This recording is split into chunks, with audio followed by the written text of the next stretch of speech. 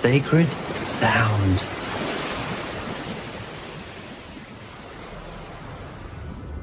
Woven into the language of life. Stirring in your very atoms. The sound behind all sounds. Infinite ways to receive its blessings. Sing Hugh with an open heart. Look and listen. For the love that returns to you. Love is love.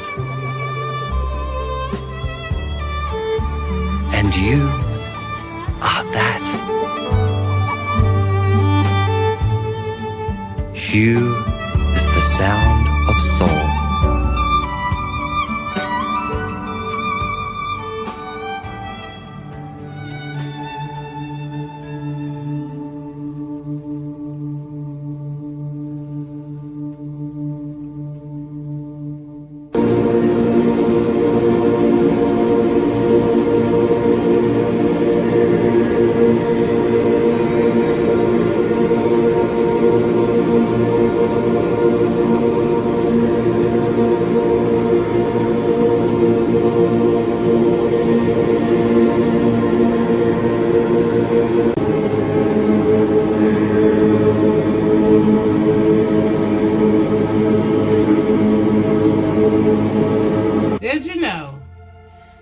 Paul Twitchell was a follower of the Church of Scientology for 3 years, and that he actually reached the state of spiritual enlightenment, or clear.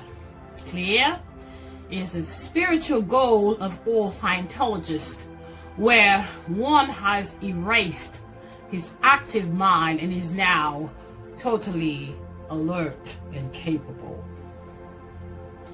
Paul Twitchell even taught some of the followers of the church how to do astral projection, which Ron Hubbard himself had a hard time teaching. Take the book out, the new 67 edition of Paul Twitchell's Far Country, and you take out a book, Path of the Masters by Julian Johnson in 1939, not a line has been changed. Copied it exactly. Word for word. It was midday, I was teaching at the university, and I come back and the whole place is totally ransacked. I mean, bookshelves thrown over, beds upturned, everything's gone. And the only thing they took were my research files. Every article I'd written, all my research stuff. Egg is poison for anyone who doesn't comply, and even if you do comply, you may end up being poisoned. Thank you. Surviving the cult, Eckankar. You can and will recover. May your day be filled with the blessings and joys of all the ages. May you conquer your every fear in this day by being filled with the love that is eternal. May you smile more and bring more smiles to those you meet and greet on this day. May happiness permeate your being, and may you glow in your own glorious radiance that is God. Remember that we are all connected together, and that what you think is what shall be. And in so doing, may you think more and more positive thoughts with each and every passing day. As it harmeth none, blessed be. Gratitude, happiness, strength, and love. May courage of heart, clarity of mind, and peace of spirit be with you, now and always, my friend, Sean Pyle.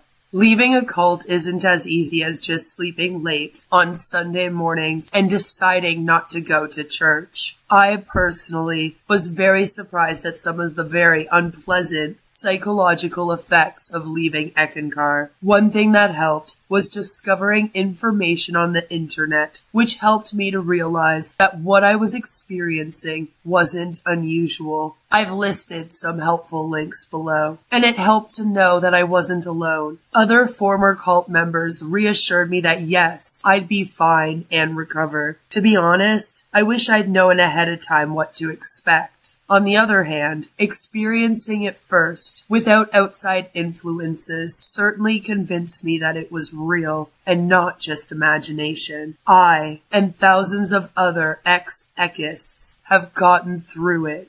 You will too. Hugs, Sharon.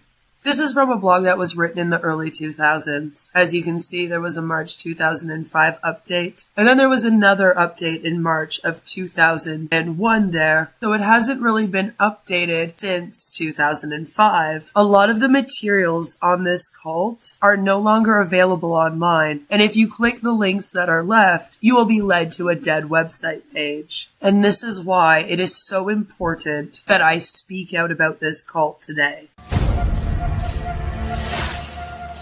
Karma's a bitch.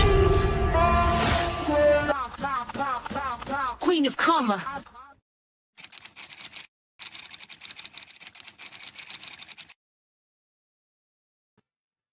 Hello everyone, and how are you all doing today? Today we're going to be doing another cult deep dive, but it is a cult that I have already covered on my channel, and if you look in my description down below, you are going to see all of the videos that I have done on this that I highly recommend you check out if you have not checked them out already, as well as some of the live streams. I've done a lot of coverage on this cult, but most of it has been on Harold Klemp, which is the current Eckmaster, and so I thought that we would just kind of go over it again, start at the beginning. If you've never heard of Eckankar, you're not alone. But trust me, it is time to start talking about it. So we're going to be diving into the strange story of Paul Twitchell, the man who worked his way up in Scientology, reached the level of clear, and then decided to plagiarize his way into creating his own spiritual movement. Yeah, he took bits and pieces from Scientology, Theosophy, and even Eastern mysticism, rebranded it all, and called it Eckankar, the path of spiritual freedom. Sounds a bit like Scientology, the bridge to total freedom, no? In Scientology, if you're unaware, not a lot of people are aware of how Scientology works. I have been speaking out about it on my community tab and a bit more on my channel as of late. But if you're unaware, reaching the level of clear means that a person has supposedly rid themselves of what they call the reactive mind. The part of the mind that stores painful memories and trauma, which they call engrams, and that controls your behavior. Once you reach being clear, Scientologists believe you're free of irrational fears, phobias, and all psychosomatic illnesses. It's a major milestone on their so-called bridge to total freedom. Paul Twitchell was involved in Scientology in the 1950s and the 1960s, and he worked closely enough within the movement to reach the level of clear. That takes a lot, and it also takes a lot of money. He even corresponded with L. Ron Hubbard and participated in advanced training. But rather than stay on the bridge, he veered off course, taking what he learned, blending it with other spiritual traditions, and created Eckankar. Some of his writings even appear to be directly lifted from Scientology materials, repackaged as his own revelations. But what really is Eckankar? To worship, Eckists, the members of Eckankar, sings the Song of Hugh. And it's a lot about sound, okay? And don't worry, I'm going to explain it all to you. Good to see you, Albs. Paul Twitchell or Pikachu? Paul Twitchell, but yeah, I know, right? But Hugh is a really big part of Eckankar, and I played it at the beginning, but this is the Song of Hugh.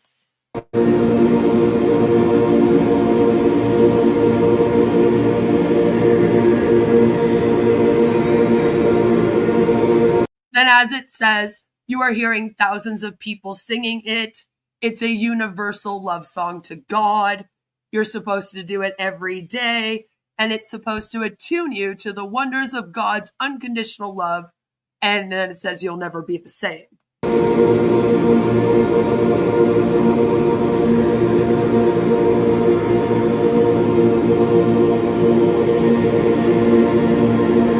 So Hu is the sound of soul or God, and again, we're going to get much more deeply into that.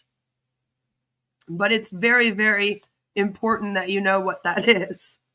But who was Paul Twitchell, and why did this obscure seeming group still have thousands of followers today? In fact, it's very popular. So popular that when I first started to cover it, people were very, very mad at me. And I had a lot of people that were like, why are you coming at our amazing religion? This isn't a cult. What are you talking about? There was a lot of that. So, I'm preparing for that again. So why has this cult stayed under the radar for so long when it deserves just as much scrutiny as the others? I'm going to shine a light on that, and also let's shine a light on the guru who borrowed enlightenment and sold it as his own. We'll start at the very beginning of his life, Mr. Paul Twitchell, if that's even his name, and discuss how his family and how their belief system helped mold his core belief system. Little is known for certain about his early life, partly because Paul himself gave conflicting accounts over the years. He often exaggerated or altered details about his upbringing to fit the spiritual image he was crafting. What we do know is that he grew up in a relatively ordinary household and developed a fascination with spirituality, mysticism, and the occult at a young age. Even the beginning of his life started with deception.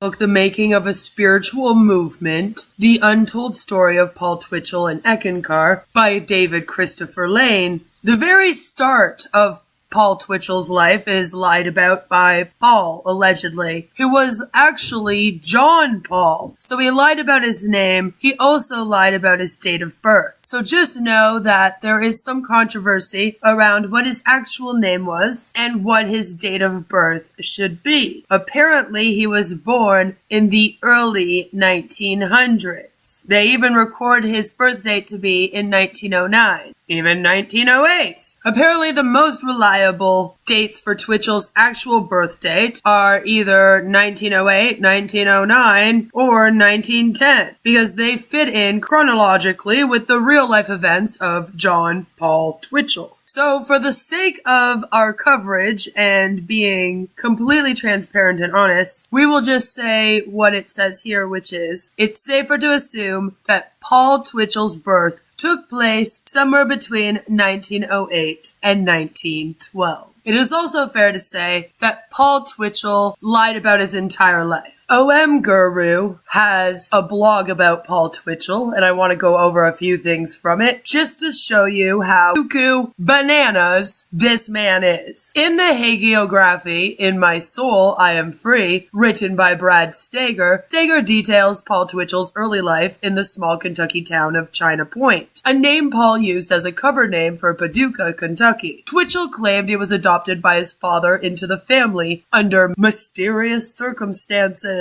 His stepmother clearly resented having to raise him. Twitchell claimed his father traveled often and had met an Indian holy man while visiting Europe. This teacher taught him how to leave the physical body during meditation. Twitchell reported that his father and this teacher corresponded often. The teacher would also leave his body to visit Paul's father to give him spiritual instruction. Twitchell's father then taught his older sister, KD, this out-of-body technique. When Twitchell was 5 years old, he told Steger that he became very sick with pleurisy and was near death. His sister arrived on the scene and practiced this out-of-body technique to give Twitchell a spiritual healing. How this out-of-body technique became a means of healing is unspecified. She pulled her brother out of his body and then proceeded with the healing. She was successful in healing him and at getting Twitchell to return to his body afterwards when he was reluctant to do so. This was Twitchell's first experience of bilocation, as he called it. Afterwards, KD taught her brother how to leave his physical body at will. Twitchell claimed that he and his sister would would play games while in the out-of-body state, sailing around the yard and scaring the barnyard animals, cause that's a fun game. When Twitchell was 16, he claimed that he, accompanied by his sister, traveled to Paris where she would attend art school. They then both went on to India to spend time in the ashram of their father's guru in Allahabad. Steger reports that Twitchell's day-to-day activities at the ashram were too esoteric for the general reader. He does not give much detail about Twitchell's experience during that year of his life. He does say that much of the information presented in his later teachings derives from the ashram experience. Twitchell says of his teacher during his year's study, "He would come to each of us while we were asleep and take us out in our Atma Sarup to some far corner of the inner planes where he would give us instruction in Eckankar, the ancient science of soul travel." To translate the term Atma Sarup, Atma means soul or spiritual essence. Sarup appears to be a form of the Sanskrit word Svarupa, sorry if I said that wrong, which means true form, which is sometimes translated as body. Thus, the two taken together are translated as soul body. Later in the biography, Twitchell talks about his career as a writer in general terms, and his growing dissatisfaction with the superficial culture of America in the 1950s. He envisioned himself as a cliffhanger. This term apparently denotes an adventurer whose interests are unusual and who is not satisfied living a conventional life. The things that brought him to turn the spiritual disciple he calls soul travel into a religious system were firstly, the shock he experienced at the death of his sister, and secondly, his new wife Gail's recommendation that he do something with all that he had learned. Good job, Gail. The biography says almost nothing about Twitchell's involvement in other groups, and his educational background beyond high school. He appears to have been well read based on an extensive bibliography of both Eastern and Western sources he provided for his wife Gail in order to expose her to spiritual literature. However, it is difficult to trace directly the historical and intellectual influences on him and the religion he promoted. This here is an ad, a flyer if you will, for Eckankar that I wanted to show you back when Paul Twitchell was around. It tells us what it is. It has some reviews there. It lists the services, and then you can write into Paul Twitchell himself. Isn't that lovely? Also, it's not really the secret science of soul travel when you tell everyone, Paul. In the late 50s, Paul Twitchell wrote a book titled The Tiger's Fang, in which he described a long and detailed soul travel experience, which occurred while his body was lying on a bed in Srinagar, India. He writes that he lay down to rest, and as soon as he closed his eyes, the visionary experience he described in the book began. The following Tiger's Fang excerpt describes the culmination of a series of experiences detailed in the previous 100 pages, where Twitchell has been shown a series of worlds or planes leading up to his current state of light, devoid of matter or form. Then I saw it. You might say it was a mirage, a hallucination, a trick of this world. But then I did see it. The light of God. It was standing above. All in the center of the world, the light was fuzzy, shiny and bright. Not too bright, just enough. It hung in the center of the landscape within the empty space of this world, a great mass of light, so immense that I cannot describe it, gleaming in the gulf of space. While watching it, I began to pray, not in words, but in impressions. The scene passed and I felt myself moving gradually, a motion of going into something, of flowing like water. That is the closest description I can give. In a sense, I was the same fluid as an atom of spirit, yet it was motionless, with an impression of watching, feeling the flow and the deep motion in every fiber of myself. The impulse went through me and the journey had ended. This was living in God. The music was keened, high and thin, as if coming from within myself. There was no seeing, no hearing, no feeling, just the knowledge that I was part of the absolute, just the intelligence that has power and freedom. Freedom! Yes, this was it! I never had this before. This was wonderful. The freedom to move as desired anywhere at any time. Then I knew that it wasn't the music that was heard, but a suspension above me, like an almost palpable thing. It faded, spiraled upward, and became a part of the sound. Again, It was there. It was the softest sound of breathing. I waited. Who is there? I sent out the vibratory command. The wave hung in the ether. It moved out and came back like a bolt from space, but I shook it off and waited. The light became very strong around me, and I knew I was standing in the center of it, suspended in space, an atom within the light atoms. There was no distinguishing them. Nothing. That is all I can say. Nothing. I was part of that cloud of light, a flaming robe around me in the center of this blinding light. Something entered into my heart, and there was flaming bliss, a glorious light that was the devotion, the adoration, aspiration, reverence, the glory of God, and the divine grace, which all writers speak about when becoming one with God. I stood in the center of a mighty, gigantic light with the current throbbing and pulsing through me. Again, that was Paul Twitchell, written in The Tiger's Fang. Twitchell explains the importance of the sacred current of sound as follows. We can say that the flute of God is actually that great sound current which soul rides upon in its journey to its true home. To further illustrate this encounter with sacred sound, in the following passage, Twitchell describes the desired effects of performing one of the Eckankar spiritual exercises that involves the use of mantra. Following this, he slows down the chanting of the name of God until it is very, very slow. He begins to listen to what he is singing. He gets still slower on the chanting until vocally it is halted completely. His attention is then switched to listening to the esoteric sounds as the word who rolls through him. It starts vibrating like a machine, and he shakes considerably, but he does not let this frighten him. Very soon he begins hearing a humming sound in the back of his head, spreading out into the body until he becomes part of the sound. Then the various parts of the Ek melody start. Sometimes it is the roaring of a waterfall. Other times the sounds of flutes and or violins. This means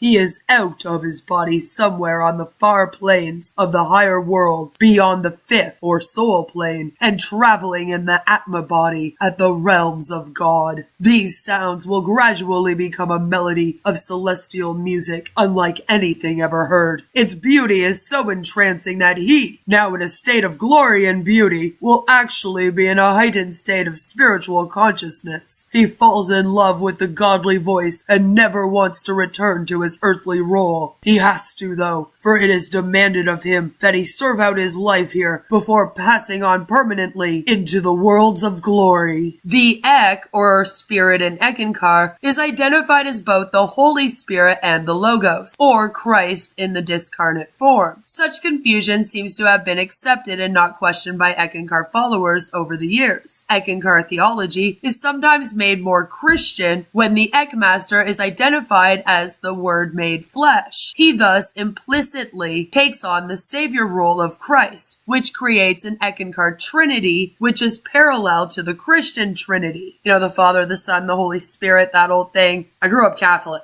Yet another trinity proposed in the Shriyat Sugmad, Book 2, is the Ekmaster, the Shabda, and the Satsang, or the company of followers of Eckankar. The group is substituted for God the Father in this instance, as Eckankar takes on a more Buddhist cast, where the Sangha, community of followers, becomes a central element in the tradition. The many elements and adaptations added by Twitchell did make Eckankar a new and unique combination of Eastern and Western thought, which explained its appeal to Western religious seekers who had an interest in Eastern yogic and mystical traditions. They also resulted in a kind of patchwork quilt of ideas, collected from widely divergent sources, which were loosely organized and put together in a writing style that could almost be described as stream of consciousness. In summary, we could say that Twitchell was a creative and eclectic thinker, but certainly not a systematic one. One aspect of Paul Twitchell's Eckankar that appealed to Western disciples was the promise that if a disciple followed the path of Eckankar during life, he or she would never need to reincarnate in a physical body again. This same promise is given to Western disciples in some of the Radhasoami traditions, and even to those who are members of the Movement for Spiritual Inner Awareness, MSIA, a tradition which appears to be a very close copy of Eckankar, and we just don't need any of that. In addition, Twitchell believed that religion should pay their own way and not be a burden on society by taking advantage of their tax-exempt status. But the newer leadership decided that the tax advantages were too great to ignore and chose to rename Eckankar as the Church of Eckankar. They also changed other nomenclature to make the business or the philosophy of Eckankar, as Twitchell described it, sound more like a religion in order to gain tax-exempt status. Scientology had done something similar at an earlier time. And it's funny that Paul Twitchell had a connection to Scientology, yet he didn't do that. In the broadest terms, one of the most unique aspects of Twitchell's Eckankar was its insistence on abstracting the concept of soul travel out from the vast range of religious phenomena and making such transcendent experience the primary goal for the members of Eckankar. Many traditions have saints, prophets, and saviors who visit heaven, hell, and supernatural worlds, and are highly respected or revered by their religious communities for having such experience. Christ, after his crucifixion, visited hell before returning to his disciples in a glorified body, only to ascend into heaven shortly thereafter. Muhammad was taken to heaven and shown the celestial landscape by Allah in his mirage. The Buddha visited the 6 worlds of rebirth during his night of liberation prior to his enlightenment. The prophets, shamans, and saints who visit heaven, such as John of Patmos and Elijah, are part of every religious tradition and are too numerous to mention.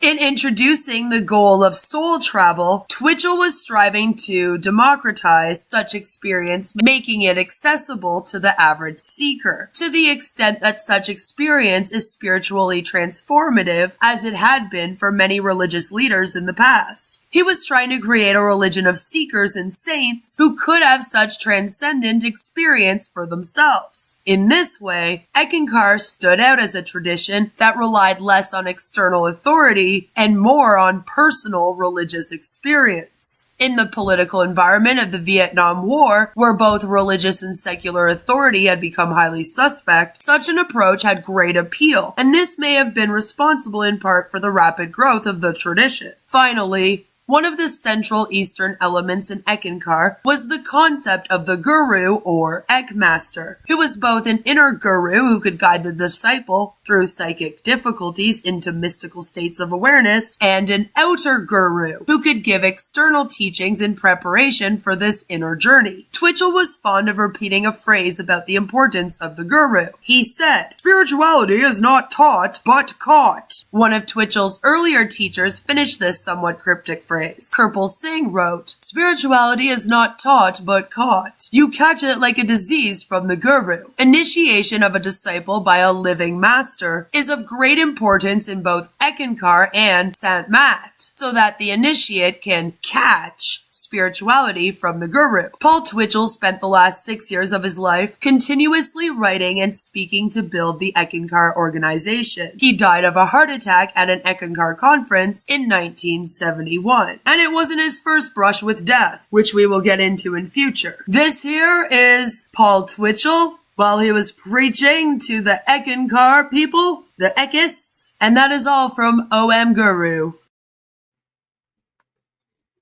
So, I thought that was a good start. Violet says, the mix and match cult. Yes. And Alb says, if he thought it was rough in the 50s, I hope he's not still soul traveling around the USA today. No, he would have ascended, apparently, and not had to reincarnate, which I don't know if that means that you go up to heaven in this. It's weird. L. Ron Hubbard is supposed to still be around somewhere.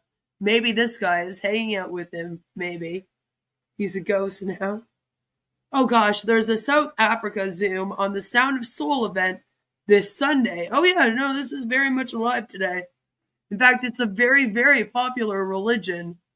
Gotta catch 'em all, cult 'em on. That's right. That's right, it is a cult. 100%. I believe it to be a cult. But Paul Twitchell was a bit bananas, as you heard. But I do feel that that gave us a decent insight into his upbringing for now. And I do realize that I mispronounce all the words when I'm trying to describe the Eckankar belief system. And when like where it came from, a lot of it's hard for me to say. So I did find an amazing short video that does a far better job of kind of explaining it to us than I can. It's only like 5 minutes long, and then you should understand a lot more about who Paul Twitchell is and how this belief system formed.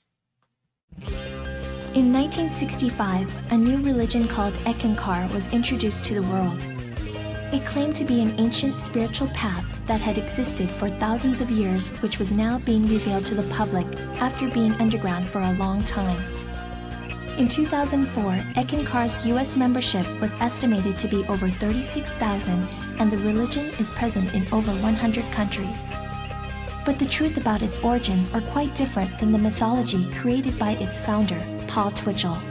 Throughout the 1950s and early 1960s, Twitchell had been a student of Swami Premananda in the Church of Absolute Monism, Kirpal Singh, the founder of Rouhani Satsang, and L. Ron Hubbard, the founder of Scientology.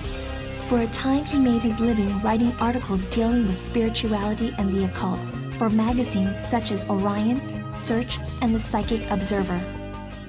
In the mid-1950s, Twitchell claimed that Kirpal Singh's spirit, or light body, appeared before him numerous times in his Washington, D.C. apartment. His book, The Tiger's Fang, contains the teachings that Singh supposedly imparted to him during these visits. At least that was the original story. After reading Twitchell's manuscript of The Tiger's Fang, Kirpal Singh objected to some of its contents. That is when Twitchell broke with Rouhani Satsang and set out to found Eckankar. In order to make this new religion appear unique, he had to disguise its origins in Radhasoami Yoga, the school from which Kirpal Singh and Rouhani Satsang emerged. Twitchell began to reissue the articles that he had submitted to various magazines, only this time he changed the names of the people who had appeared in the original versions. Thus Kirpal Singh became Sudar Singh, and Swami Premananda became Rebazar Tars.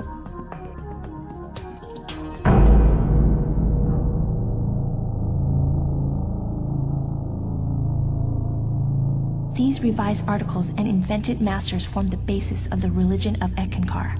Not only did Twitchell create imaginary spiritual masters and claim that Eckankar was the only true way to enlightenment, he claimed that he was the living Eckmaster, or borrowing a Hindu word, the Mahanta, the highest of all states of consciousness. In addition to Twitchell's fantastic claims, large portions of the Eckankar books that he wrote are plagiarized. One of his sources was The Path of the Masters by Julian P. Johnson. In this example, we see how Twitchell plagiarized one of Johnson's paragraphs almost word for word. It is through the plagiarism and inconsistencies in Eckankar publications that David C. Lane, an undergraduate student at Cal State Northridge, was able to expose Eckankar as a fraud. In 1977, noting the similarities between Radhasoami and Eckankar, Lane wrote a term paper comparing the two for an undergraduate religious studies class. Lane sent a copy of his paper to Eckankar headquarters, which at the time was located in Menlo Park, California. After Twitchell's death in 1971, Darwin Gross became the living Eckmaster. Under Gross's leadership, Eckankar threatened Lane with a lawsuit if he were to publish his paper. Lane continued his investigation, and in 1979, he published a limited edition of The Making of a Spiritual Movement, The Untold Story of Paul Twitchell and Eckankar. It was Lane who uncovered Twitchell's invention of the Eckmasters. Lane's book thoroughly catalogs the instances of plagiarism and fictionalization in Eckankar books. The leadership of Eckankar apparently does not want the truth about its origins to become known, as this would certainly cause some members to leave, and members are how Eckankar makes its money. The members of Eckankar are either unaware of or are not bothered by the lies upon which their faith is founded. Of course, members do sometimes leave, but there is heavy indoctrination against this. Ford Johnson, a prominent Eckist, recently left the religion after 30 years and wrote an expose. In his book, Confessions of a God Seeker, he cites some of the threats in Eck literature that are meant to discourage members from leaving. In this example, members are warned that they will face spiritual decay and even health problems if they leave. Harold Klemp, Eckankar's current leader, has also admonished those who are having doubts about the religion, indirectly referring to them as weeds. If you are interested in learning more about the origins of Eckankar, visit one of these websites. And again, those websites, when you go and you try to visit them, they don't go anywhere. They don't work anymore, unfortunately. Which again is why I think it's very important to speak out about it right now. And David C. Lane, who wrote that book, I'm currently reading the book, and I will share with you more on that in the future. However, I do want to play for you a video of David C. Lane discussing this and what happened to him when he spoke out about Eckankar. Because this also proves that Eckankar also adopted L. Ron Hubbard's fair game theory for those who leave or speak out about this cult. And it's really crazy. Hey DTI, good to see you. I wonder if Ash Mufara has read this book. Maybe. You've had a long history of doing research, and I'd like to have this opportunity for people to experience you directly. Well, first of all, let me say this. I first met John Roger back in 1978. I was at a bookstore, Dhammapada bookstore in Topanga Canyon, San Fernando Valley. No longer in existence. And I was looking at John Roger's books, and what happened was I decided that, or at least determined that he was plagiarizing from Eckankar. And I was doing a research project at the time on Eckankar. This is back in 1977. So I wrote a letter to John Roger asking him if he really was indeed plagiarizing. And what happened was he wrote me a letter back, about a 2 or 3 page letter, inviting me to come up to Mandeville Canyon, which I did. That was the first time I ever met him. I met him, I think it was in January, and it was 1978. Right. Talking about books, I want to hold up the book that you've written here. This is called The Making of a Spiritual Movement.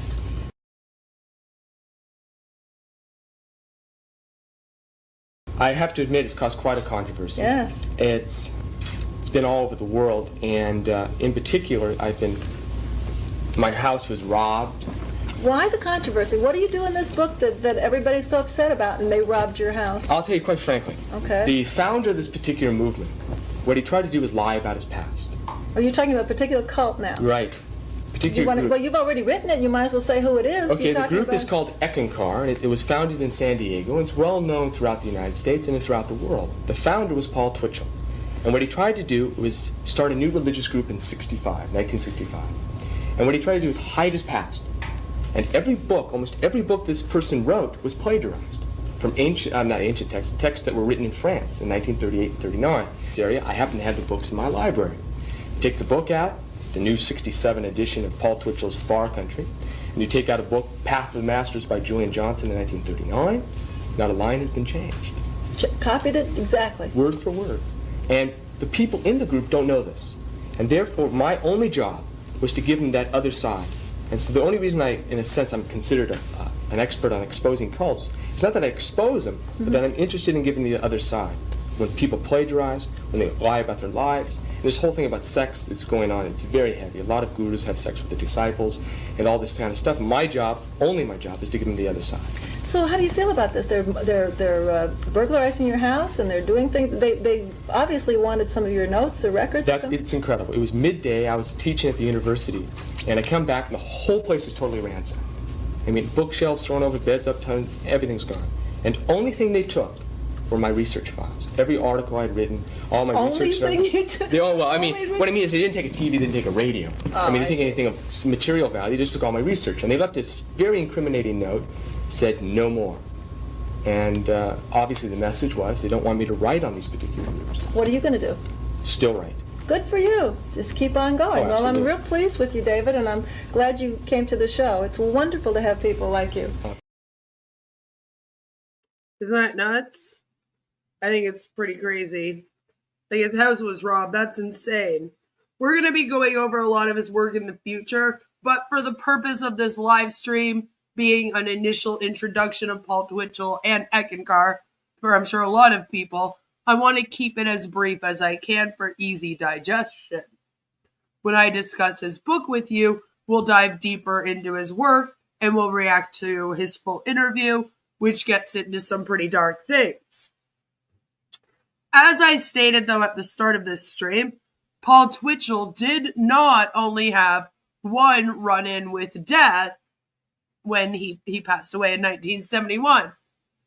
And I found a very interesting video with an ex-Eckist, as they call themselves, an ex-member of Eckankar.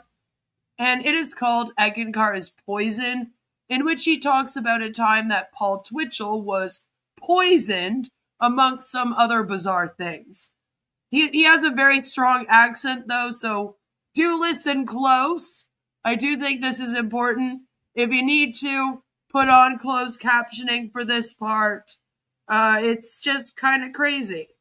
A few years ago, Ariza, a regional spiritual aid, a senior member of the Eckankar cult, was very ill. And he made a plea to the so-called Inner Master, Harold John Klemp. The Inner Master is described in the Assassin's Talk, which is out at about this time. So he made a plea to Mr. Klemp to be released from his illness. And with that hope in mind, that happy hope, he attended the moments that he expected the illness to stop. Well, something did happen at that moment, but something entirely different, and that was that he became incredibly ill. Whereas, remember, his sister could heal, and now he can heal people. So, like, how did he get sick? You know? Before he'd been tormented by sickness and disease, now he was rabid with disease. Now, that's a very interesting story, but to anyone who knows anything about the operations of Satan's army, it will come as no surprise. That's because if you, as an officer of Satan, go to the boss and complain, hey, Mr. Satan, I'm really not very happy. I've done all these things for you. And, I'm very, very sick. And what's going on?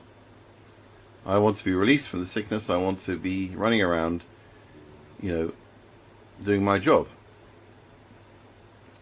Well, of course, the response of Satan to anyone who understands these things will be fury at the disobedience and impotence. I just want to take a minute and answer. Thomas asked, good to see you, by the way, how did they come up with the name? When recruiting members, they said, get in the Eckankar. No, it's actually a translation that means co-worker with God, or the ancient science of soul travel. Depends on the source in the group. But it comes to some language related to Ek. So, I don't know. I think that they made it up. But a lot of people think that they might have even stolen it from the Saint Matt or Theosophy. I haven't heard it in Scientology before, but some people have even wondered about that. So I think it's a translation from like Hinduism or some language there. Of the satanic officer who dares to challenge the way he's been treated. And that is the attitude of Harold John Klemp. And, by the way, of the departed spirit, the demonic spirit now, who is actually running Eckankar, Paul Twitchell. Because if you challenge them in the inner world about the way they're treating you, you can expect trouble. You can expect a ferocious response, and you're not going to get any better. You're not going to get any relief. You're going to get much worse. The attitude is if you're suffering, tough. Anyway, coming now to the subject of the talk, egg is poison. Another story which takes us straight into the heart of the matter is that of the last 2 years of the life of Paul Twitchell. That connects with the subtitle of the talk, The True History of Eckankar. So we're looking at the spiritual history of Eckankar, not the academic history, which is worthwhile, but not what we're about today.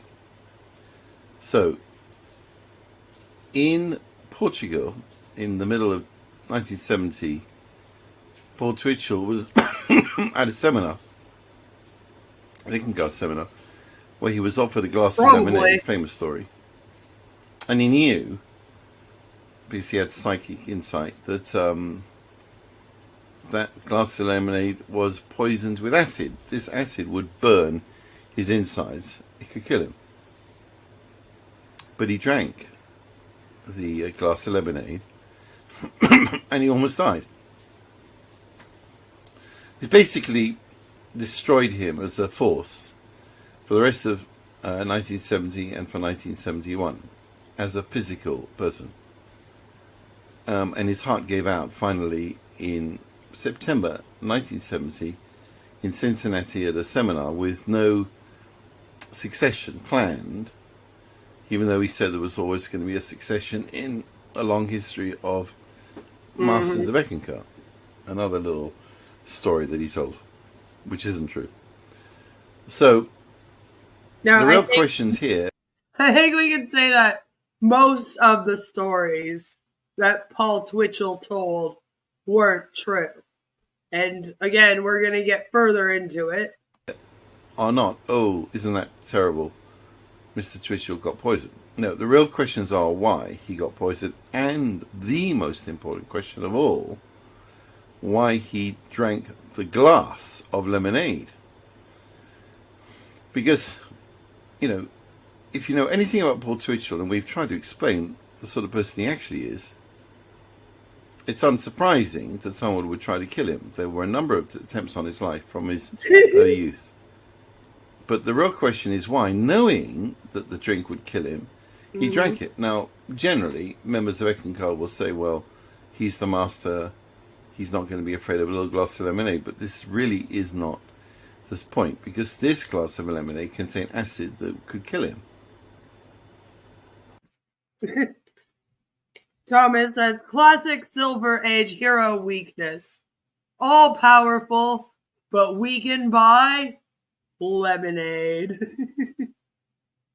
So, you really got to ask that question. Now, if you think about it, it's all related to karma.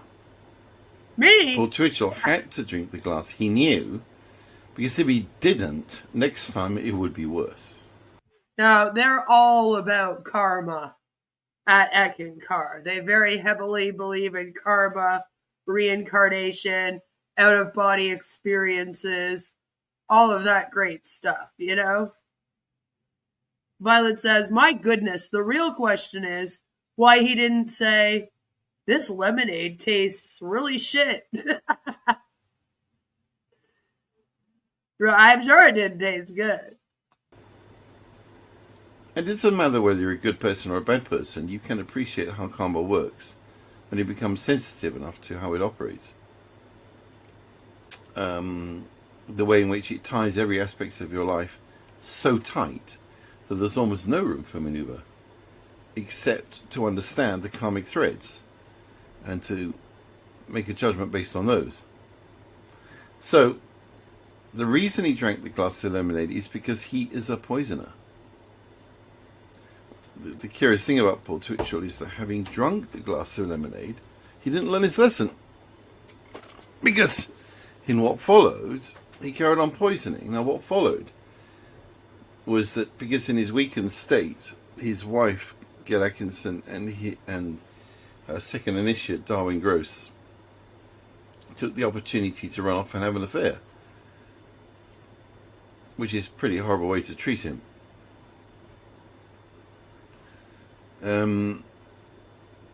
And he did nothing about it whatsoever.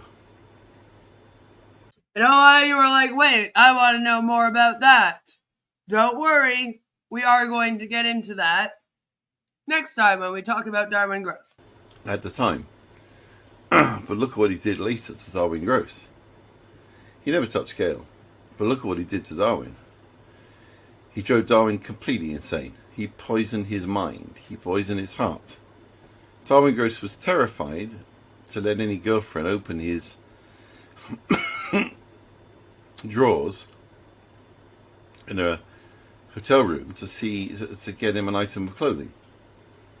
He was terrified that something would pass from the girlfriend onto the clothes. Now that means he's terrified of demonic activity.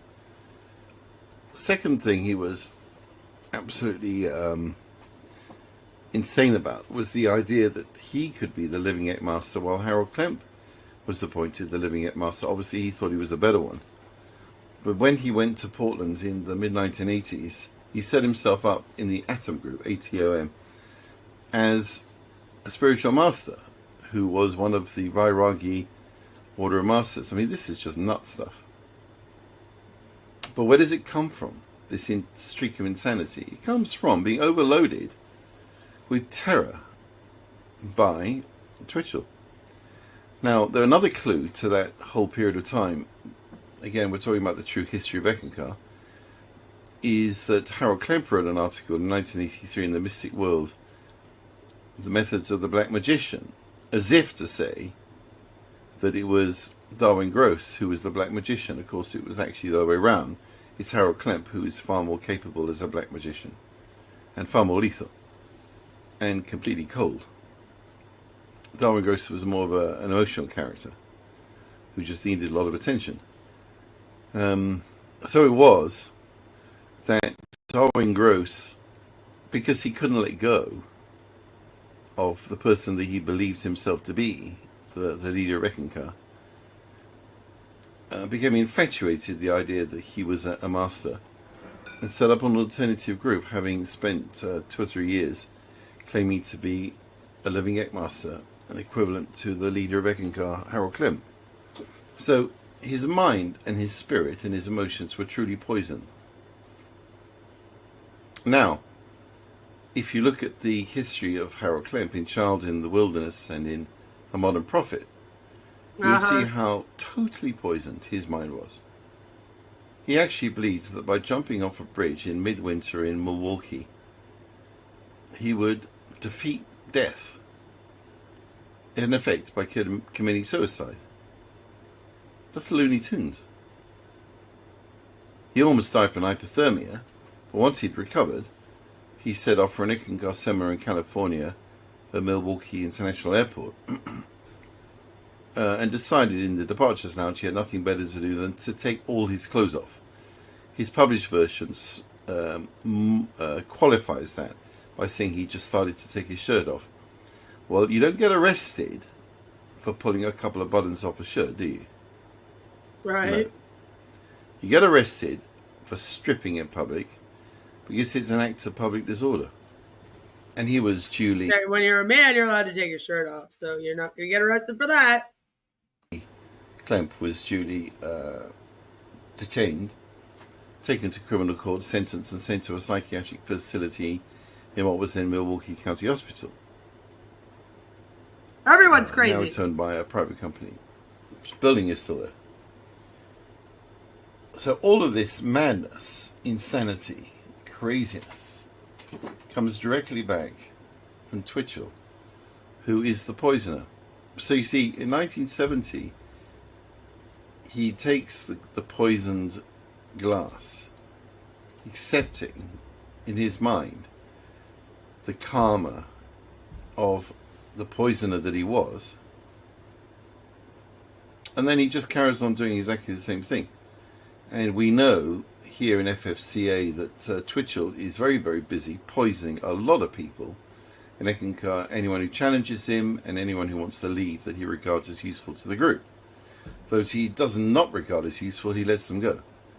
Those he regards as useful, he does not let them go. And if you have any money, he will not let you go. And as a poisoner, as we explained, Might as well remind you that this gentleman left Eckankar, so he would know.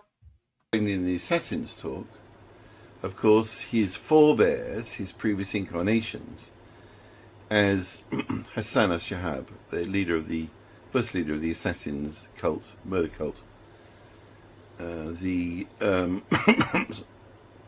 Saul of Tarsus, who used to smash up Jesus's followers in machinery, in dungeons in Jerusalem. People like that.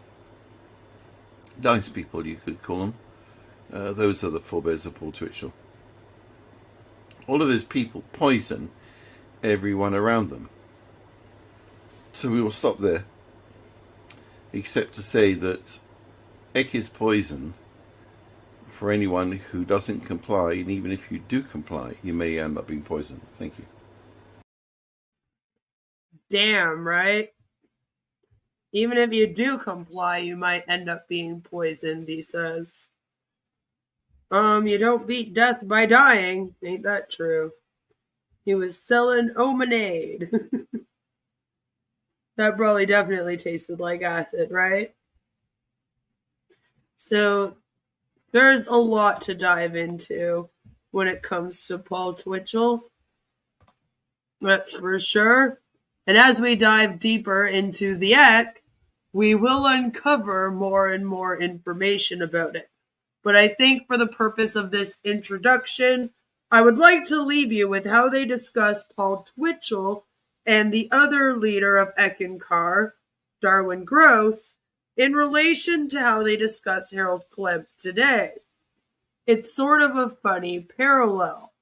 The person who wrote the following article went on a tour of Eckankar, the temple, the whole area, and this is what they had to say when it came to the Eckmasters on the tour. So they're on a tour, and the Eckmasters that are giving, or not, I guess not masters, the Eck members that are giving the tour are John and Kathleen, I believe. And, they got a real good sense of what Eckankar is.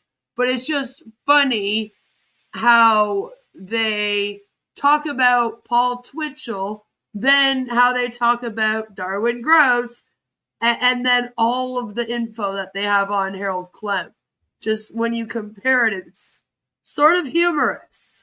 Modern day Eckmasters. Paul Twitchell. Paul Twitchell was the Eckmaster that, according to Eckists, brought the teachings on Eckankar to a different level. Born in Kentucky in the early 1900s, Twitchell served in the United States Navy during World War II and subsequently became a professional writer and reporter. Twitchell was a religious seeker and dabbler in various new religious movements, including Scientology and the Self-Revelation Church of Absolute Monism. The exact history of Twitchell's purported spiritual journeys around the world and his work with various spiritual leaders is fraught and highly contested. Yet, it was through Twitchell's interest in and pursuit of religious and spiritual knowledge that he came to know Eckankar. The high teachings of Eck had been scattered to the four corners of the world, and Twitchell gathered them and made them available to all. John, the tour guide, explained that Twitchell's job was to shift Eckankar from being a philosophical teaching to being a religion. Eck was being taught only through the inner personal spiritual journey. Twitchell, as Eckmaster,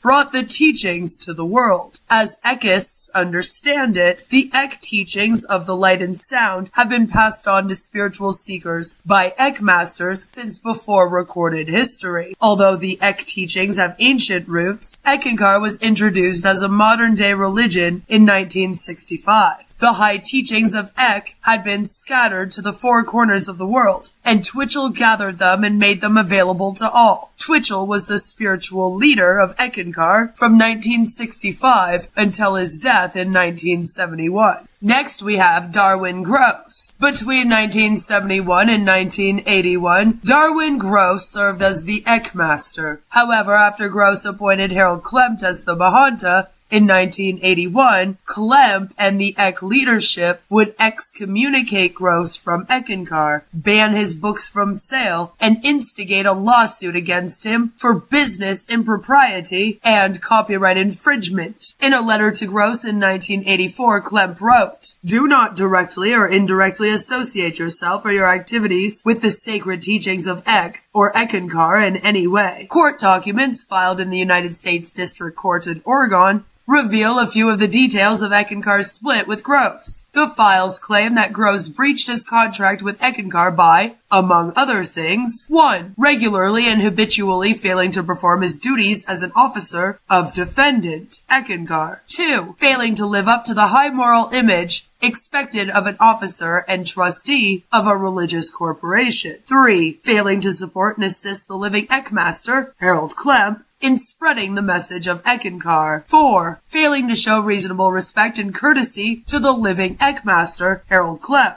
5. Teaching and spreading doctrines which, in the opinion of the living Eckmaster, are not consistent with the teachings of Eckankar. As a result of the split with Gross, Eckankar has effectively stricken his name and his service as the Mahanta from any and all texts and speech. Eck is an evolving religion, John. A lot of people believe that Harold Klemp actually stole Eckankar from Darwin Gross, and that Paul Twitchell wanted Darwin Gross as the living Eckmaster all along. But then there are some people who believe that he wanted Harold Klemp all along, and we'll get into all of that in future streams. So subscribe if you haven't subscribed yet. Now we move on to the living Eckmaster, who is still the living Eckmaster today, Harold Klemp, who I have covered extensively and read the books of, and you can see them in videos and streams on my channel here. Again, subscribe. Harold Klemp, the current Eckmaster, became the Mahanta in October of 1981. Klemp was raised on a Wisconsin farm and attended a 2-room country schoolhouse. He went to high school at a religious boarding school in Milwaukee, Wisconsin, as well as a pre-ministerial college. After college, he enlisted in the U.S. Air Force, and he trained as a language specialist and as a radio intercept operator at Goodfellow Air Force Base, Texas. Klemp first encountered Eckankar during his 2-year tour of duty in Japan. Klemp has written over 45 books on Eckankar, as well as numerous articles and lessons. Several Eckists note that Klemp tends to keep to himself. However,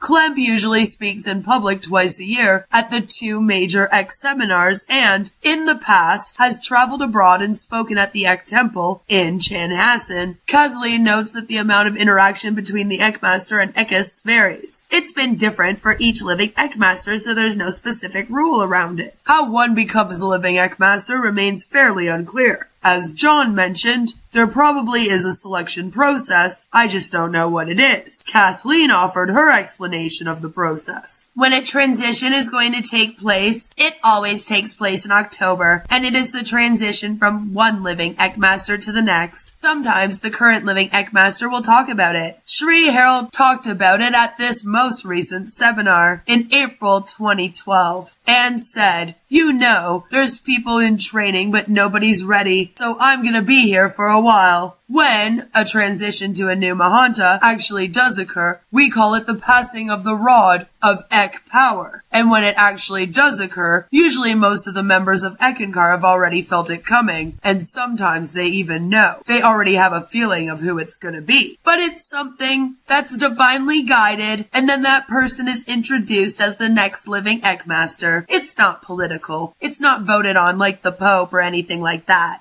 An interesting aspect of the Eck leadership is its relation to gender. Eck mastership is only open to males, based on perceived differences in how the spirit flows through a person. Said John, the tour guide. He continued, "Men and women reincarnate into each other's bodies. So to be an Eckmaster, I would have to be reincarnated into a male. It's not prohibited by what your soul is, but in what physical form you're in. That's just what the teachings are. The women don't seem to have a problem with it. Still, John acknowledges that Eck is an evolving religion, so the prohibition of female Eckmasters could change. Kathleen expanded on this feature of Eckankar. Our religion is a living religion in the sense that there is always a living master that can change things that have gone before, so he can keep the teachings up to date and current with the current consciousness. There's been a little bit of an erasure of Paul Twitchell and Mr. Gross, and it's kind of interesting to see. And he's kind of taken over this whole thing, which we will get into in future right here on my channel, so subscribe if you haven't yet. Yeah. So now I thought what we would do is go and see how Paul Twitchell is portrayed on the Eckankar website, of course, today. The passing of the rod, totally not homoerotic. Oh lordy, not this again, right? Now, this is kind of funny, again, keeping on the same theme, because it is written by Harold Klemp, and just the way it's written, you'll see. You'll see what I mean. So, Paul Twitchell was a person who had to go through experiences of all kinds, so that he would be fit to become the Mahanta, the living Ek Master. To say he had a checkered life is an understatement. In many ways, he was quite a rascal. A correspondence trail. In January, I, as in, of course, Harold Klemp, got to look at copies of some of the letters Paul had written over the years. He was an avid letter writer, and he always kept a carbon copy. His correspondence was so diverse that there were times I couldn't figure out if this was the real Paul Twitchell or if it was one of his masks. At one time, Paul made his living by writing for pulp magazines. He also wrote public relations copy during his stint in the Navy. He was always thinking, always writing. Tracking Paul through his letters revealed a unique, highly talented being. He sincerely cared about spiritual unfoldment and growth. He went through volumes of books on consciousness, a subject which was not in vogue in those days. In fact, it's barely in vogue today. But he loved it, and he thrived on the study of the different philosophies. Are you starting to get what I mean? Earth-shaking event. The subtitles are just chef's kiss. A couple of years ago, I, again, Harold Klemp, decided to research Paul's past life when he wrote about the drums of Ek. In that life, he was born on the Mississippi in 1811. Remember, they believe in reincarnation until you, I guess, get closest to God via singing a lot of Hugh and going to all of their seminars and whatnot. Anyway, at the moment of his birth, a huge earthquake rocked parts of the United States and formed Reelfoot Lake in northern Tennessee. The earthquake of 1811 came at a time when the world was in turmoil. Napoleon was marching across Europe to invade Russia, probably in much the same way that Hitler, in more recent history, marched across Europe. The world was turned upside down. And I'm like, find a way to bring up Hitler in this like, I don't know, biography of Paul Twitchell here. It was at this time in 1811 that a series of earthquakes hit the Midwest. But this one that formed Reelfoot Lake was actually the worst that ever occurred in the U.S. Far more severe than the San Francisco earthquake of 1906. And I'm kind of like, we're gatekeeping the severity of the earthquakes. We're now ranking earthquakes. Let's just not do that. I just don't feel good about that. It started in November, with tremors lasting throughout the month. More were felt in January, and some even as late as March. They came in 3 main groups. The only reason there wasn't more loss of life or destruction of property was because it didn't happen in a heavily populated region. Again, this is supposed to be about Paul Twitchell. It was during this time that Paul was born into his previous life. In the Drums of Eck, he tried to tell the story about his service in that lifetime. Even in his most recent life, he still had a great fascination for the Civil War. He and his father used to have contests to challenge each other's knowledge about some bit of trivia. Which regiment did this or that, and they would try to match names and dates and events. I guess he would have gotten along with the people of On Passive because they did trivia. But it's just funny that there's more put into the backstory of this and what was going on at the time, going on about earthquakes, than there was actually talking about Paul Twitchell's service in that lifetime. There are several different versions of the date Paul was born into this life. One person I talked to said the Twitchell family Bible recorded the year as 1910. Another person who also told me he'd seen the family Bible said Paul's birth date was shown as 1908. It's amazing how certain each person was that he knew the truth. Each one claimed to have seen it with his own eyes. So by some accounts, he was born on October 23rd, 1908 or 1910, while other accounts give the date as October 22nd. And it's hilarious to me that they're like, yeah, we don't know when the guy was born either. Worst earthquake ever. They're like, we don't know when his birthday was. We have no clue. We don't know. We'll just say what everyone else says. Unscrambling the pieces. Paul loved his privacy. Early in his youth, he was involved in a variety of activities, but he made it a point to obscure any facts associated with his life. In so doing, he left a trail so clouded that it's going to take our historians years to piece it together. It reminds me of the philosophy of the tax protesters. With taxes being so high today, they go to great lengths to conceal their income. They won't use credit cards and rarely open any bank accounts. In a way, they feel they can protest against the tax systems by not participating in it. Like, what are we talking about, Harold? But of course, they began to participate in it even before they had a voice in the matter, by way of a social security number. A tax protester might reason that one way to obscure your record is to provide the computers with such a mishmash or volume of information that no one could keep up with it. They're like, Paul wanted to confuse us about his life, okay? He did it on purpose. You open a few bank accounts here and there, close one or transfer a little bit of the money to another, buy up stocks or property, take a loss on one, and reinvest in another. In a sense, this may have been Paul's philosophy in covering the trail of his life. He kept adding and changing so many things that it's taking a while to unscramble it and figure out who he really was. And I was very curious about the man behind the Mahanta, the living Eckmaster, who came out in 1965. And it's like, okay, I thought you knew him, though. Harold? Is he promoting tax civil disobedience? Probably. Basic facts. Paul was quite athletic. He was short, of course.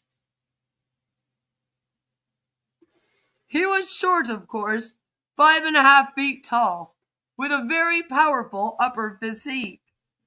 He was also rather bow-legged. Great, get Harold. Some people who didn't think so kindly of him, like you, because this doesn't sound like you liked him. Did you think kindly of him? Some people who didn't think so kindly of him joked that when he was walking down the street, you could almost run a billy goat between his legs. Bah! Like, what is this? It's hard to tell exactly when he graduated from high school. Back in the early 1930s, the record keeping wasn't as accurate as it is today. Nowadays, if you followed the usual course of education, Generally, you will graduate from high school at the age of 18. But in those days, high school was the way college is today. You could quit for a while and then go back. So Paul probably graduated from high school between age 18 and age 23, which is kind of weird because I've never heard that before. Maybe the US is different, let me know. His first jobs after he came out of high school were as a physical education instructor. Even though he was short, only 5.5 feet tall, and so bow-legged, I guess. He was somehow a physical education instructor. He started with positions in a couple of different towns through the YMCA. Around the same time, he was the director of municipal recreation in Paducah, Kentucky, which in the book, In My Soul I Am Free, was called China Point. There is no such town as China Point in Kentucky. He constructed the story to protect his family, so that later on when people sought him out to learn about Eckankar, his family wouldn't be pestered by well-meaning people intruding in their lives. Like, I'm sure that's what it was. He sounds hot. His own drum beater. He beat his own drum. At the tender age of 27, quite a jump there, huh? He decided it was about time that he got his name in Kentucky's Who's Who. This is a publication which lists the accomplishments of all the renowned people in the state. Lawyers, doctors, geologists, politicians, and people of this caliber. At 27 years of age, the most Paul had ever done was to teach physical education.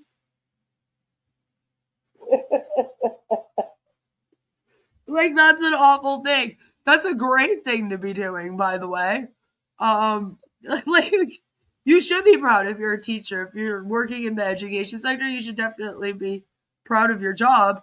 I feel like you're very important to our future generations.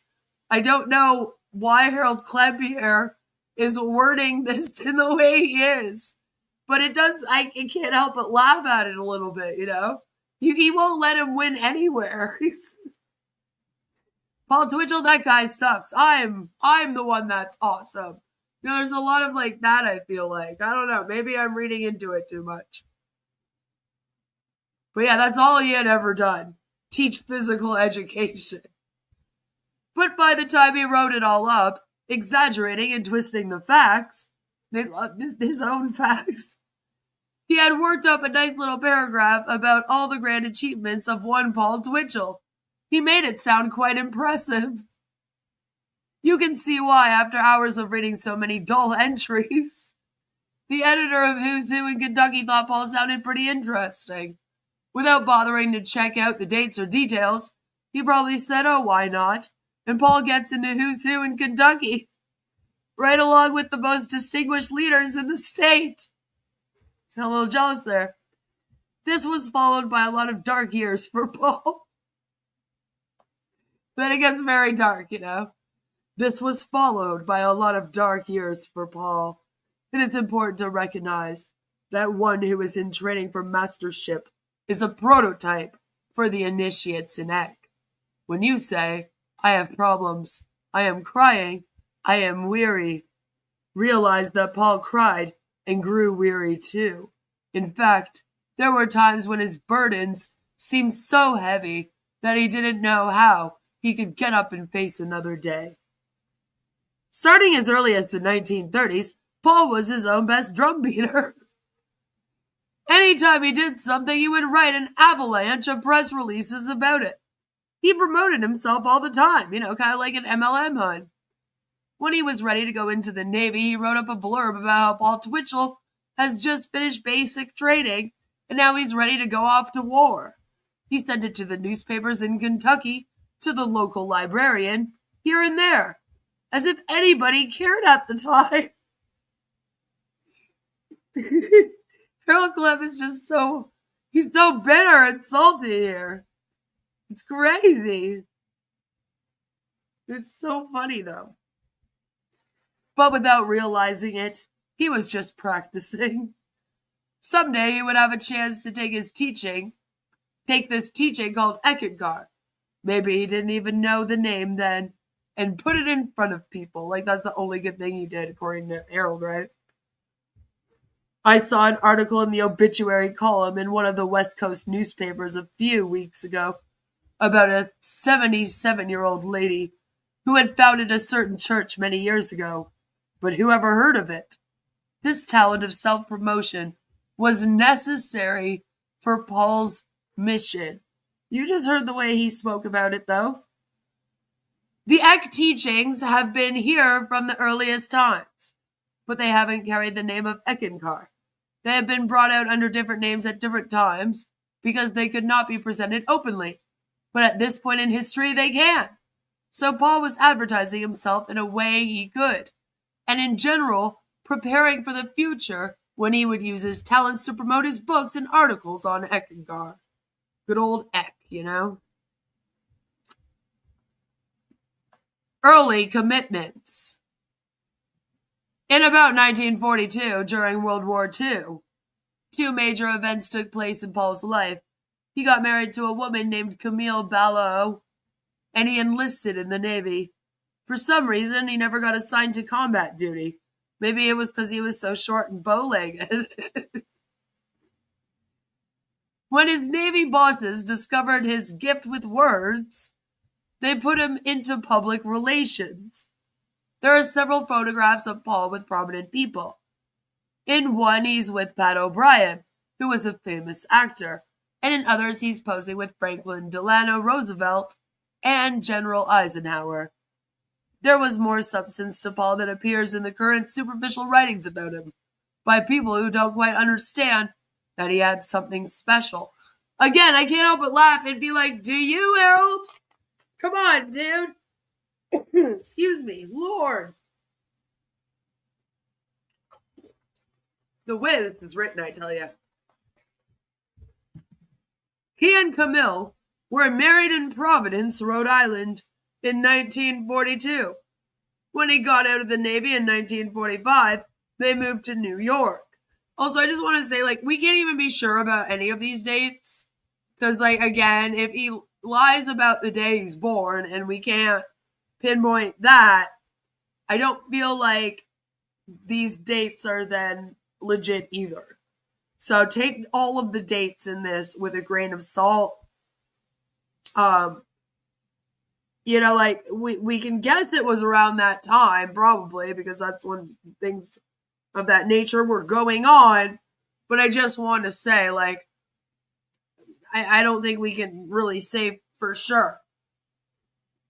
I mean, yeah, there might be a marriage certificate, so we can say, like, what year they were married in. But, like, I don't know when he got out of the Navy. I don't know when he moved to New York. You know, like, a lot of this, you know, I feel like it's not for certain. Because, again, his birthday, we're not for certain on. It said, when he got out of the Navy in 1945, they moved to New York, he and his wife. Paul wandered around a bit and eventually took a job with the Navy as the Washington, D.C. correspondent for Our Navy magazine. He kept copies of a lot of letters written from Washington, D.C., or the Washington Press Club, so we know he worked there for quite a while. Paul became interested in occult teachings around 1950, which is weird because, again, I told you about the beginning of his life, according to him. So he was always kind of into it, right? Like, so I don't really know why they are now saying it was 1950, you know. About this time, he hooked up with Swami Premananda, who headed the Self-Revelation Church of Absolute Monism in Washington, D.C. Paul and his wife lived in the ashram on church property for quite some time. The cliffhanger. Dun, dun, dun. In 1955, two more striking events happened in his life. He was kicked out of the ashram for some kind of misbehavior, and he separated from his wife. On July 4th, While Paul was in the kitchen of the Swami's church, he got into a fist fight with one of the other church members. Paul used to work out the weights and was a very strong person, but the other guy was just too big for him, and he was probably too bow-legged and short, you know. The fist fight started in the kitchen of the church, moved through the screen door, and ended up out in the backyard. Being the smaller of the two, Paul could only try to defend himself. He attempted to run for the back porch of the parsonage, where he hoped to find some help. But the other fellow caught up with him. The fight resulted in a permanent injury to Paul's right eye, as well as a broken rib and general bodily damage. He was in such bad shape that some friends put him in a car and drove him down to Florida, where it took him several weeks to heal.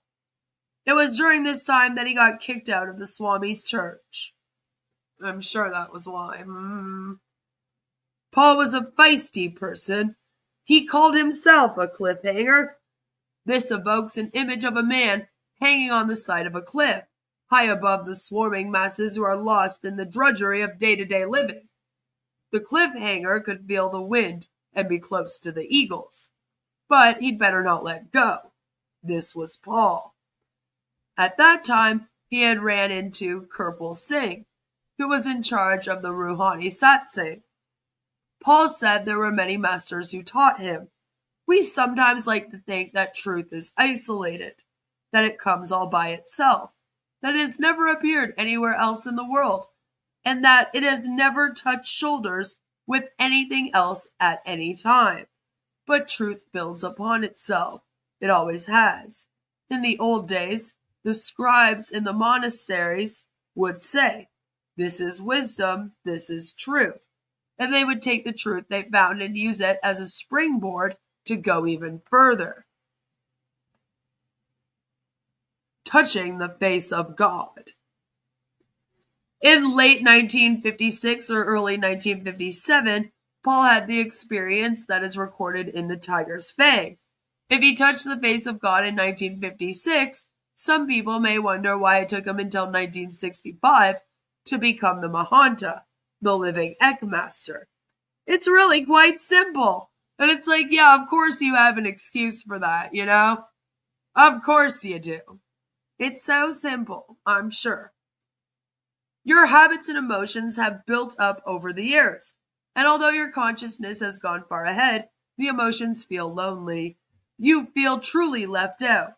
If Paul ever felt left out before, he must have really felt it after this experience, even at the point when he had experienced God realization, as he returned from the inner planes. One of the Eckmasters said to Rebazar Tars, Paul's teacher, "I see he still has much to learn." Paul cared deeply about spiritual enlightenment. He continually tried, in a way that very few people do, to find spiritual enlightenment in all facets of his life, and finally it came to him. But when you touch the hem of God's garment, you are never the same again. One of the biggest changes you find when you come back to the physical consciousness is that you are the only awakened individual in a world of sleeping people. During these years, Paul Twitchell came in contact with Scientology and L. Ron Hubbard. They knew each other, and Paul learned a lot from him. Strange as it may seem, even as late as 1961, Paul was still trying to find a shelter and a haven here on earth. On the one hand, he had had the great experience of God realization. On the other hand, he was still trying to get baptized into the Catholic Church, but the priest wouldn't allow it because of his separation from his wife. Paul got outraged and wrote him a blistering letter.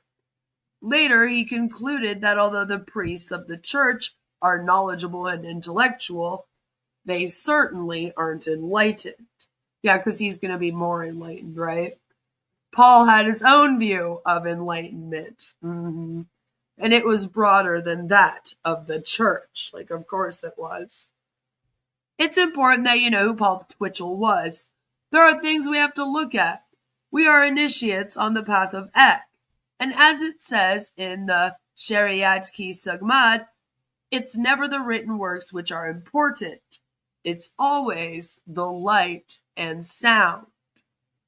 All about you, right? The living Shariat.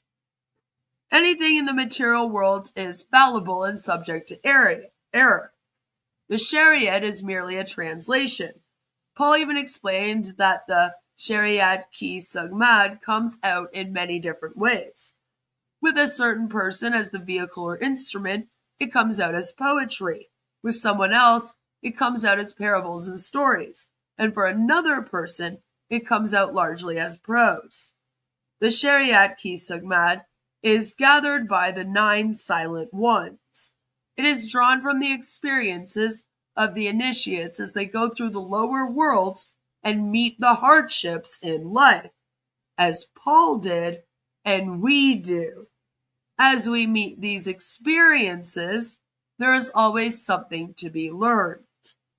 It reminds me of a story about El Paso, which is in West Texas. One day, a young man moved to town during a dry spell. See, and now we're on a tangent of a story. Anyway, sorry. One day, a young man moved to town during a dry spell. It's nearly always dry, but when it does rain, it's constant. For weeks, there wasn't any rain. But when the rain finally started falling, it wouldn't stop. It just flooded everything. The newcomer commented on this to an old man who had lived there for many years. The old man, who usually couldn't put 2 and 2 together, came up with an interesting statement which may have reflected the sum total of his observations in life. He said, "I spent 75% of my life praying for rain, and the other 25% praying for it to stop." I'm sure you've heard that before. This old man's viewpoint displays a certain degree of wisdom. And it's not from Eckankar, but whatever, Harold. The Eckmasters and the 9 silent ones gather a statement such as this out of each person's life. Some people have more than one statement. Some people have chapters of statements. These are distilled and put together, and they become the teachings in the books of the Shariat Ki Sugmad, which are always being written. They are not yet finished. I would like to leave you with this. As you do your contemplative exercises tonight, look to the inner master. Chant your secret word or chant you, and in the spirit of love and a desire to know truth and to know the Sugmad, God, say, "Teach me thy ways, O Sugmad. May the blessings be." And that is how they tell the story of Paul Twitchell on the good old website. You know? Yeah, a lot of people get it in music and in the Song of You while they're meditating with it. But again, this is the website. It is very much alive today. It is still going. This is still a religion. They do a lot of seminars, and we have gone through the website before in the past and deep dove it. I've read the whole thing to you. You know, their whole thing is you are soul, an eternal creative being, unlimited, divine, you know. So we've gone through all of that in the past, but I wanted to kind of take some time to go over who Paul Twitchell was again and sort of where a lot of these belief systems came from before we dive further into this in future. That's all I have for you today. I feel like this is a nice way to ease ourselves back into discussing Eckankar again and proving it's a cult. I feel like this summer is a good time to start on the cult deep dive again and really ensure that we do our due diligence of covering this thing. I have covered it extensively already, so be sure to check out all my other videos and streams into it to learn more information. They are all linked down below in the description. So, if you want to hear me read you all of Harold Klem's books, what I mean by the erasure of Paul Twitchell is that Harold Klem is now rewriting a lot of this stuff, and we've gone over all of that. And I am going to let you know all about this book and anything I learn about Paul Twitchell and Eckankar that comes out of that in future. And we're going to be looking into Darwin Grouse, the lawsuit, and everything that happened with that, and how Harold Klem took over Eckankar. So, make sure you subscribe and stay tuned for all of that. Thank you so much for watching, especially if you made it to the end. I really do appreciate it. I know that sometimes these are hard to get through. Let me know if you liked it when I did videos of my reading, most of it, so that there wasn't a lot of pauses and whatnot. Trying to make it easier to listen to and shorter. So, have a fabulous, fabulous rest of your day. I will see you all very, very soon with another one. I love all your faces. Bye! Queen of Karma. Spitting fire like a dragon, torching scams, ain't no lagging. Expose the villains, no chillin', she real, stay killin'. Manipulation tactics, break it down like fractions. Watch your videos, gain traction, mind in action. Sub to her channel, truth candle burning bright. Illuminating dark corners, bringing scams to light. Queen of Karma, grinding day and night. Unveil the schemes, make the world right. My mentality, she dissecting the madness, all some realness. Teach you how to stop the fakes, dodging all the ill stress. Her words piercing like arrows, no shadows. Follow her lead, avoid the gallows. Stay woke, folks, don't get caught in the hype. Queen of Karma got that insight, clear sight. Deflect the con, scam alarms, bringing sheep fight. Wisdom flowing, unmasking the night. Karma queen, reign supreme, scammers nightmare, that's her theme. She got the strategy, breaking down your fantasies. Every tactic she witnessed, break free from the sickness. Channel wisdom, slickness, ain't no hit or miss. Sub to her channel, truth candle burning bright. Illuminating dark corners, bringing scams to light. Queen of Karma, grinding day and night. Unveil the schemes, make the world right.